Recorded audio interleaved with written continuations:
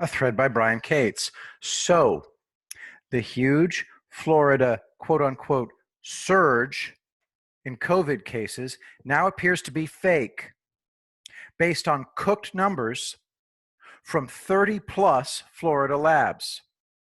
Governor Greg Abbott of Texas must immediately investigate to ensure many Texas labs didn't also end up reporting fake numbers. From Breitbart.com. Fox 35 investigation reveals inflated Florida COVID-19 numbers. Brian continues.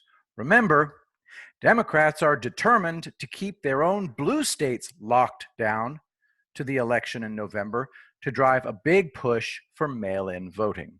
Huge spikes in positive COVID cases in Texas and Florida help people like Gavin Newsom make the case for locking back down. And now, 30 plus labs in Florida are found to have not had their COVID positive test numbers reported accurately. It appears somebody at the state level cooked the numbers. A lab that reported only 7% new positive test cases ended up having that number changed to 76%, etc. So the question is, who cooked the Florida COVID numbers?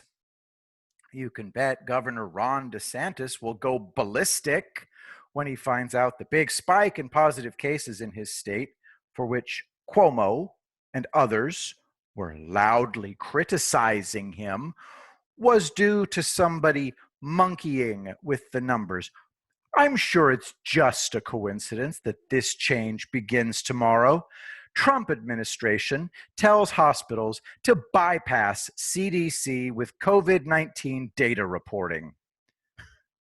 Cuomo and Democrats pushing lockdowns have been screaming at Governor Ron DeSantis of Florida and Governor Greg Abbott of Texas for over 2 weeks now for large spikes in COVID cases in Florida and Texas that never made any sense.